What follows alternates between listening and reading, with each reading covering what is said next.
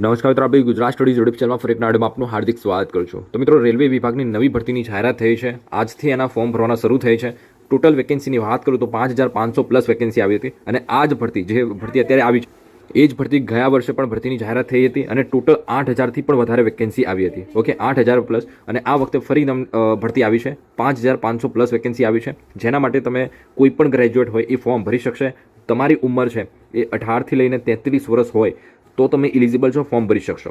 બાકી તમને કેટેગરી પ્રમાણે 5 વર્ષ 3 વર્ષની જે ઉંમરમાં છૂટછાટ મળતી હોય છે, ઓબીસી હોય તો 3 વર્ષની વધારે છૂટછાટ મળશે, એટલે કે 36 વર્ષ સુધી પણ ઓબીસી કેન્ડિડેટ ફોર્મ ભરી શકશે. પોસ્ટ તમે જોઈ શકો કે સ્ટેશન માસ્ટર છે, ટીસી છે, રેલવે ક્લર્ક છે, એવી ઘણી બધી અલગ અલગ પોસ્ટ છે, ટ્રેન મેનેજર છે, એવી વિવિધ પોસ્ટ પર ભરતીની જાહેરાત થઈ છે. આગળ આપણે ડિટેલ નોટિફિકેશન જોઈશું એટલે તમને વધુ ક્લિયર થશે.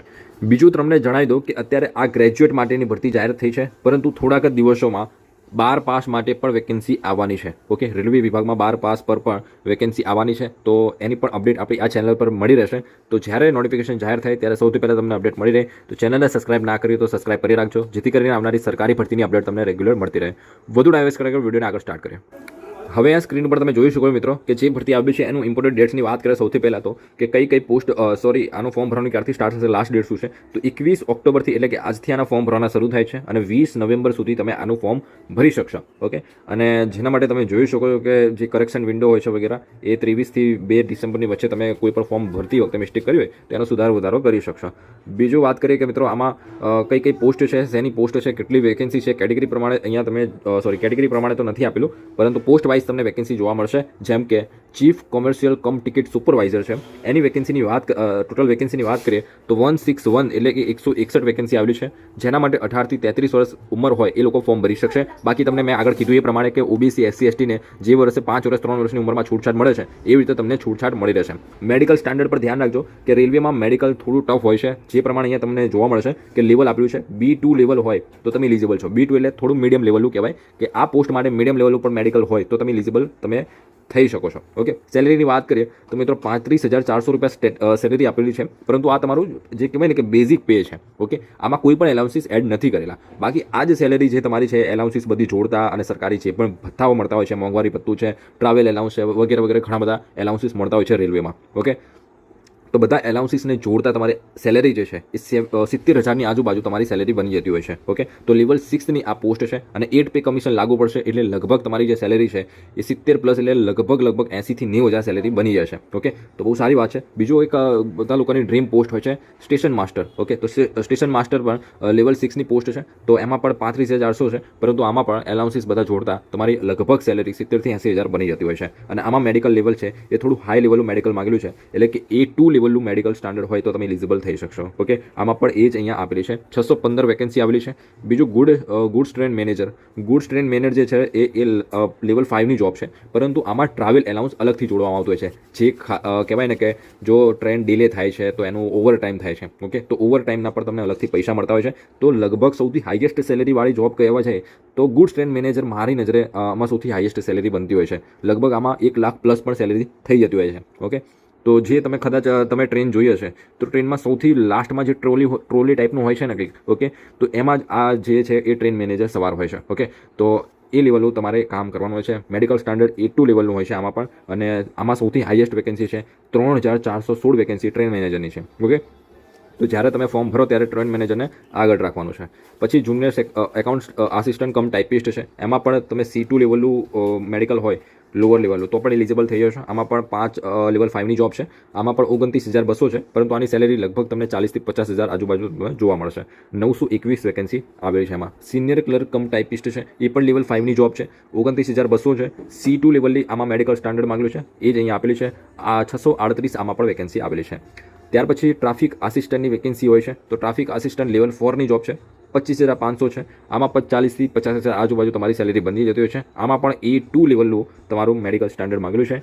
અને આમાં સૌથી લો લેવલની વેકેન્સી છે, મતલબ 59 વેકેન્સી, 60 જેટલી 59 વેકેન્સી છે. એમ કરીને ટોટલ બધી પોસ્ટની વાત કરીએ તો 5810 વેકેન્સી છે. હવે તમને પ્રશ્ન એવો થતો હશે કે શું બધી પોસ્ટ માટે અલગ અલગ ફોર્મ ભરવાનું? ના મિત્રો, તમે જ્યારે ફોર્મ ભરશો ત્યારે તમારે બધી પોસ્ટ માટે પ્રિફરન્સ આપવાનું છે કે કઈ પોસ્ટને પહેલાં પ્રિફરન્સ આપી છે, સેકન્ડ, થર્ડ, એવી રીતે 6th સુધી તમારે પ્રિફરન્સ આપવાનું છે. ઓકે, તો બધા પોસ્ટ માટે અલગ અલગ ફોર્મ નથી ભરવાનું. ત્યાર પછી આગળ વાત કરીએ, અને બધી પોસ્ટ માટે ક્વોલિફિકેશન પણ સેમ છે કે ગ્રેજ્યુએટ માંગેલું છે. ઓકે, ક્યાંય આમાં આઈટીઆઈ વગેરે માંગેલું નથી. કોઈ પણ BA કરેલું હોય, BCom કરેલું હોય, XYZ કોઈ ફરક નથી પડતો. અને અહીંયા આપેલું છે મેડિકલ સ્ટાન્ડર્ડનું લેવલ કે A2 લેવલનું મેડિકલ સ્ટાન્ડર્ડ એટલે એમાં શું જોઈશે. તો ડિસ્ટન્સ, અહીંયા જે તમારું ડિસ્ટન્સ વિઝન છે એ અહીંયા તમે જોઈ શકો વિધાઉટ ગ્લાસ હોવું જોઈએ.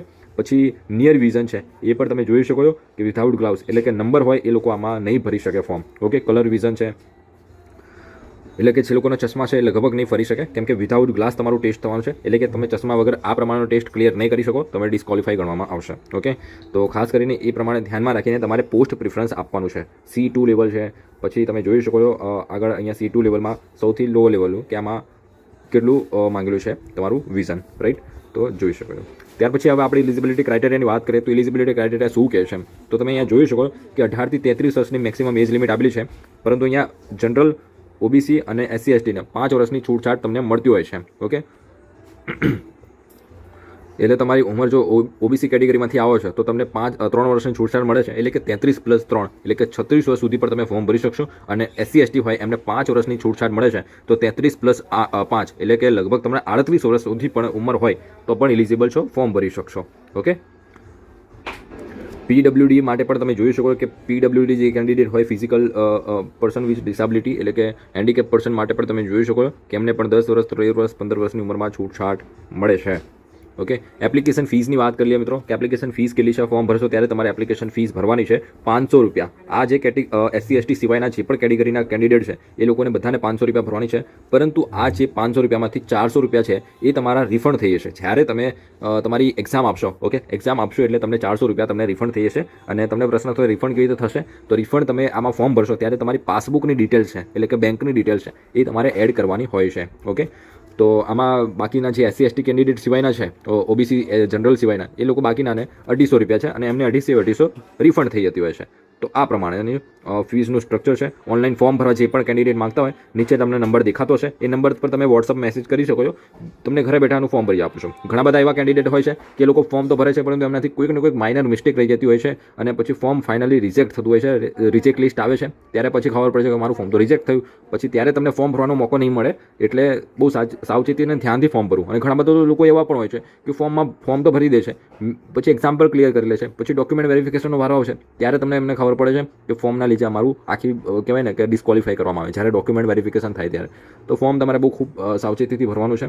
એવું ના થાય કે તમે ઘણી બધી મહેનત કરીને પછી લાસ્ટમાં તમે ડોક્યુમેન્ટ વેરિફિકેશનમાં ફેલ થઈ જાઓ. ઓકે, હવે મિત્રો પરીક્ષાની પદ્ધતિની વાત કરી લે કે પરીક્ષા પદ્ધતિ કેવી રીતનું હોય છે, આમાં કેવી રીતે એક્ઝામ લેવાય છે, સિલેક્શન પ્રક્રિયા શું હોય છે. તો દરેક પોસ્ટ માટે સેમ સિલેક્શન પ્રક્રિયા છે. જેમ કે તમે જોઈ શકો કે આમાં સૌથી પહેલાં તમારું CBT ટેસ્ટ લેવામાં આવશે એટલે કોમ્પ્યુટર બેઝ ટેસ્ટ લેવાશે.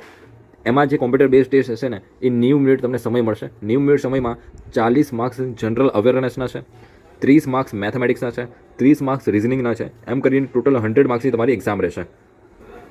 તો આનું મેરિટ લગભગ તમે 80+ માર્ક્સ લાવો છો, 80+ માર્ક્સ આવે છે તો તમે આ CBT 1 એક્ઝામ ક્લિયર કરી જ લેશો. કેમ કે આમાં મેરિટ છે ને મિત્રો એ હાઈ લેવલ પર મેરિટ જતું હોય છે. તમે સ્ટેટ વાઇઝ મેરિટ છે એનો વિડીયો જોઈતો હોય તો અથવા તો ટેલિગ્રામ પર હું એનો સ્ક્રીનશોટ મોકલીશ કે લાસ્ટ જે CBT 1 એક્ઝામ ગઈ 2024-25 ને એમાં કેટલું CBT 1નું મેરિટ રહ્યું હતું એના સ્ક્રીનશોટ બધા છે એ આપણે ટેલિગ્રામમાં હું શેર કરી દઈશ. તો જોડાયા ના હોય તો જોડાઈ જજો. ઓકે, ત્યાર પછી CBT 2 પણ લેવામાં આવતું હોય છે. તમારું પ્રિલિમ્સ અને મેન્સ એ ટાઈપનું કહી શકાય, પરંતુ આમાં પ્રિલિમ્સ અને મેન્સ બધું જ છે એ તમારું MCQ બેઝ હોય છે. ઓકે, તો અહીંયા તમે જોઈ શકો કે તમારું મેઇન્સ એક્ઝામ હોય છે એટલે કે CBT 2 હોય છે.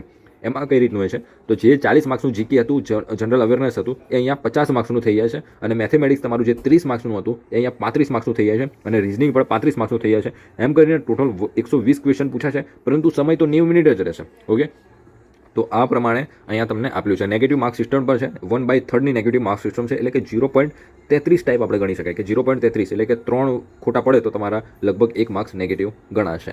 ઓકે, અને આમાં પણ નોર્મલાઇઝેશન સિસ્ટમ હોય છે, એ પ્રમાણે તમારું મેરિટ બનતું હોય છે. ઓકે, બીજું કે આમાં મિત્રો તમારે CBT 1 અને CBT 2 પછી પણ ઘણી બધી અમુક પોસ્ટ માટે છે ને એક ટાઈપિંગ ટેસ્ટ હોય છે, સાયકો ટેસ્ટ હોય છે, એ પ્રમાણેના પણ ટેસ્ટ લેવામાં આવતા હોય છે. જે અહીંયા તમે જોઈ શકો કે પોસ્ટ નંબર 1 છે ટ્રેન મેનેજર. ઓકે, એમાં તમારું ફક્ત CBT 1 અને CBT 2 જ હોય છે, એના સિવાય બીજું કોઈ ટેસ્ટ નથી આપવાનો. ઓકે, ટ્રેન મેનેજર માટે. પછી બીજી પોસ્ટ છે સિનિયર ક્લર્કની. સિનિયર ક્લર્કમાં CBT 1 તો આપવાનું, CBT 2 પણ આપવાનું અને સાથે સાથે તમારે કોમ્પ્યુટર બેઝડ ટાઈપિંગ ટેસ્ટ પણ આપવાનું છે. એવી રીતે જુનિયર કમ ટાઈપિસ્ટ છે એમાં પણ ટાઈપિંગ સ્કિલ આપવાનું છે. પછી સ્ટેશન માસ્ટર છે એમાં પણ તમારે કોમ્પ્યુટર બેઝ એપ્ટિટ્યૂડ ટેસ્ટ હોય છે આમાં. આમાં એપ્ટિટ્યૂડ ટેસ્ટ હોય છે અને એક ટાઈપનું સાયકો ટેસ્ટ હોય છે ટાઈપનું, રાઈટ. પછી ટ્રાફિક આસિસ્ટન્ટ છે, એમાં પણ એપ્ટિટ્યૂડ ટેસ્ટ હોય છે. પછી ચીફ કોમર્શિયલ કમ ટિકિટ સુપરવાઇઝર છે, એમાં પણ તમારે કોઈ નથી ટેસ્ટ આપવાનું, ફક્ત CBT1 અને CBT2 જ આપવાનું છે. ઓકે, તો એ તમે વિડીયો પોસ્ટ કરી ચેક કરી શકો, જોઈ શકો છો. પછી તમારું ફાઇનલ ડોક્યુમેન્ટ વેરિફિકેશન થતું હોય છે.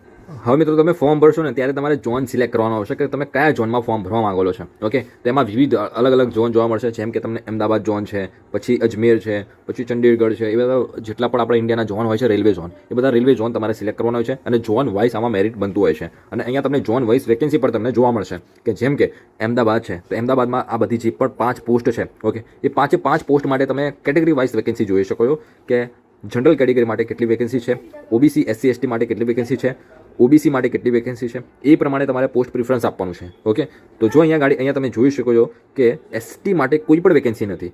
એટલે ST માટે વેકેન્સી નથી એનો મતલબ એવો નથી કે ST કેન્ડિડેટ છે એ આ પોસ્ટ માટે ફોર્મ નહીં ભરી શકે.